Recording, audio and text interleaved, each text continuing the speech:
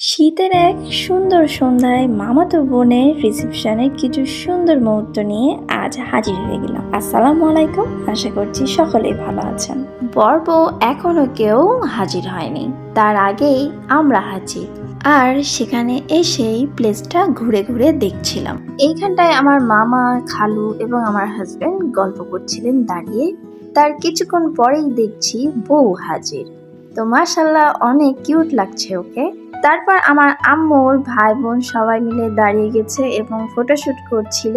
আর এইখানে হলো ছোট মামার ফুল ফ্যামিলি। ছোট মামা তো আমাদের ছেড়ে চলে গেছেন অনেক আগেই। সবার জীবনটাই এমন, একদিন না একদিন আমাদের সবাইকেই ছেড়ে চলে যেতে হবে। বাই দ্য ওয়ে, আমরা অন্য টেবিলে খাওয়া দাওয়া শেষ করে বর বউয়ের টেবিলে এসে এবার বিতর্ক পার্টি শুরু হয়ে গেছে।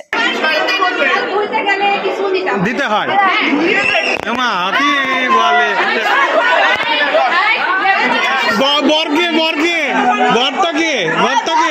বরটাকে হাত তুলো, বরটাকে হ্যাঁ বরকে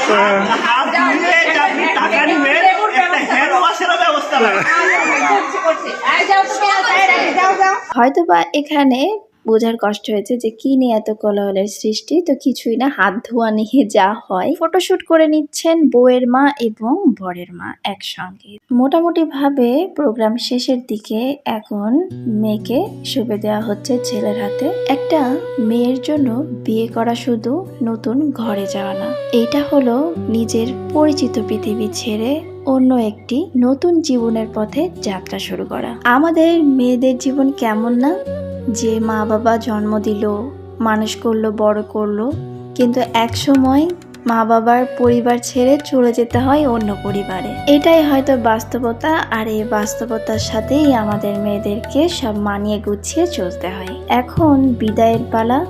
এই মুহূর্ত জীবনের সব থেকে একটা বড় কষ্ট।